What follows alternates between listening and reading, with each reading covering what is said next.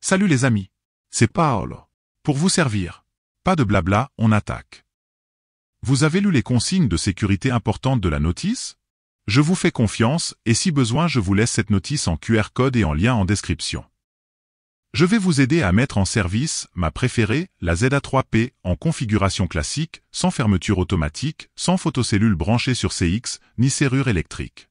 Vous pourrez facilement activer ces fonctions ultérieurement grâce au Deep Switch si nécessaire.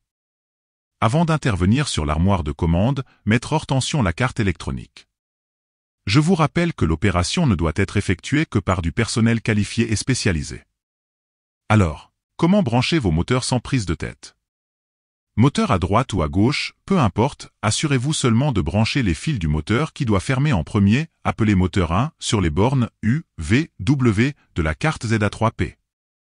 Le moteur qui doit fermer en deuxième, appelé moteur 2, doit lui être connecté aux bornes W, X, Y. Aussi, si vous n'avez qu'un moteur sur votre installation, il devra être branché sur cette sortie W, X, Y.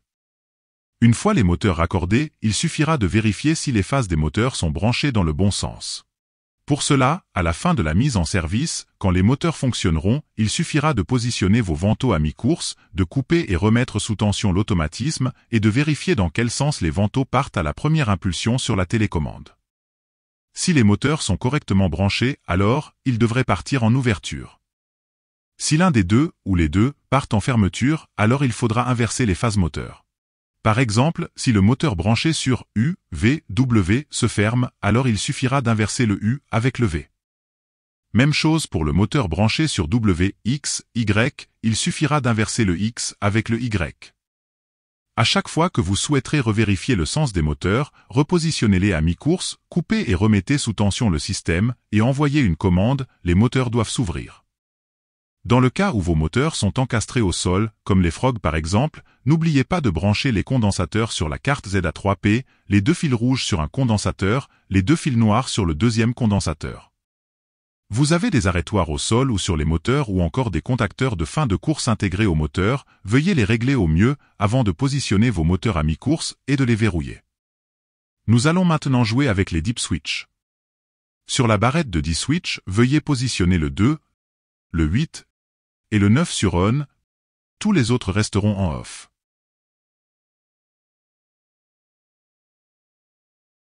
Sur la barrette de 2 switches, le 1 et 2 resteront en off, c'est-à-dire en bas. Faites attention qu'aucun switch ne soit en position intermédiaire, c'est-à-dire pas vraiment en haut ou en bas. Concernant les 3 potentiomètres, veuillez positionner la flèche de chacun à l'horizontale vers la droite.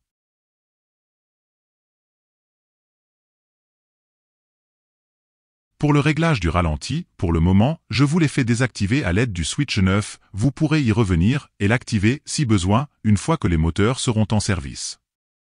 Sachez que le ralenti, une fois activé, fonctionnera durant les 10 dernières secondes du temps de manœuvre, qui est lui, réglable grâce au potentiomètre TL, que nous venons de positionner à une trentaine de secondes environ. Concernant ce potentiomètre TL, vous pourrez peaufiner son réglage, une fois que les moteurs fonctionneront. Il vous suffira d'augmenter ou diminuer ce temps de façon à ce que, lorsque les vantaux atteignent leur butée, les moteurs se coupent 2 à 3 secondes après. Passons au réglage du couple moteur. Pour faire simple, fil noir branché sur 1 égale minimum de puissance envoyée au moteur. Branché sur 4 égale maximum de puissance. À vous de voir, selon le poids de vos vantaux. Pour le raccordement de vos accessoires, la carte radio AF, permettant la programmation des télécommandes, doit être branchée sur la connectique AF de la carte de commande ZA3P. Je vous laisse un lien en haut à droite de la vidéo pour en savoir plus sur cette fameuse carte radio. Si vous ne possédez pas de bouton d'arrêt d'urgence branché entre les bornes 1 et 2 de la ZA3P, alors effectuez un pont filaire entre ces deux bornes. Aussi, si vous n'avez pas de photocellule connectée sur la borne C1, effectuez un pont filaire entre les bornes 2 et C1. Au terme des branchements électriques de vos accessoires, effectuez la mise sous tension de l'automatisme. À ce stade, si tout va bien, la LED de signalisation PROG devrait être éteinte. Si celle-ci clignote, assurez-vous que les ponts soient correctement vissés.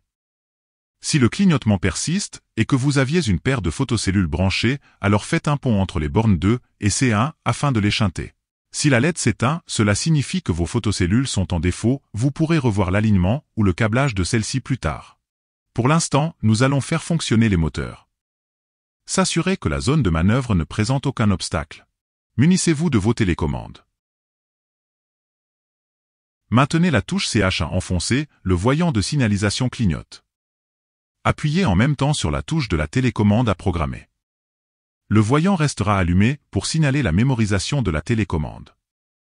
Une fois toutes vos télécommandes programmées, vous pouvez y aller. Testez vos boutons. Vérifiez le sens des moteurs et reportez-vous à ce que je vous avais expliqué à ce propos. Si les moteurs ne font pas une course complète ou au contraire, continuent de fonctionner trop longtemps après l'arrivée en butée, veuillez régler le potentiomètre TL. Une bonne façon de vérifier le temps de manœuvre est d'observer le fonctionnement du gyrophare qui est branché sur les bornes W et E de la ZA3P. Pour rappel, celui-ci fonctionne pendant toute la durée du temps de manœuvre. Si tous ces conseils vous ont permis de gagner du temps et qu'à la fin ça le fait bien, n'hésitez pas à cliquer sur le pouce, à vous abonner à la chaîne si vous pensez qu'elle pourrait vous être utile une autre fois, car pour faire vite, c'est Fast Prog. Laissez-moi un commentaire si vous avez des suggestions qui nous permettront à chacun de nous améliorer. Si vous avez des soucis sur la mise en service des télécommandes, des dispositifs de sécurité ou n'importe quoi d'autre, vous trouverez certainement votre bonheur ici ou là. Je vous souhaite une très bonne journée. Arrivederci, alla prossima.